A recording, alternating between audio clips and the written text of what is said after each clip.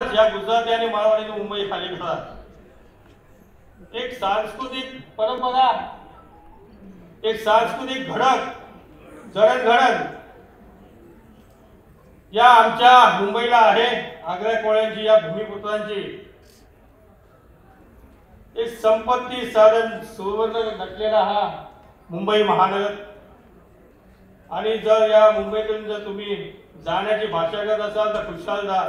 ही मुंबई आम्हाला जिवंत ठेवायची आहे, ही जिवंत ठेवणार आहे। हा आवाज आम्ही उठवला आणि साहेब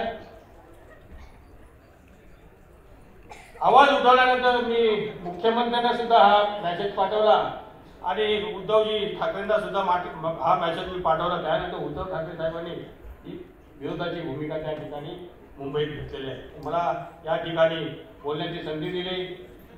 मुंबईच्या अनेक समस्या आहेत, आमचे वरिष्ठ सगळे नेते आहेत, मी नावं त्यांची घेतली नाही। मी आपल्या सर्वांचा मी माफी मागतो, वेळ नाही, अनेक जणांची भाषणे झालेली आहेत। तुम्ही वरिष्ठ या नात्याने तुमची सुद्धा भाषणं आम्हाला आत्मसात करायची आहे।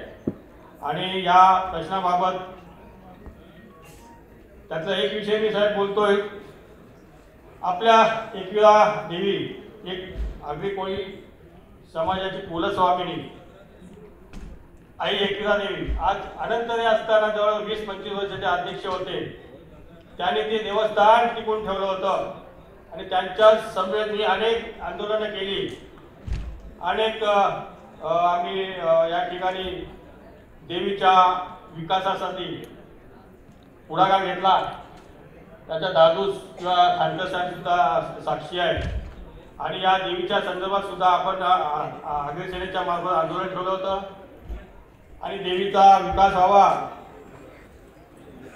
आगरी कोळी भक्त भाविकांना आणि येणाऱ्या सर्व पर्यटकांना या ठिकाणी सुखसुविधा निर्माण व्हाव्यात यासाठी आम्ही शासनाकडे मागणी सुद्धा केली होती, मागच्या मुख्यमंत्र्यांना आणि आताच्या मुख्यमंत्र्यांना। आणि या संदर्भात मी मुंबईचे जे आपले कार्यकर्ते आहेत आणि त्यांना मी सांगेन की या मुंबईच्या समस्याचं एक निवेदन आगरी सेना प्रमुख माननीय श्री राजाराम साळवी साहेब यांना द्यायचं आहे।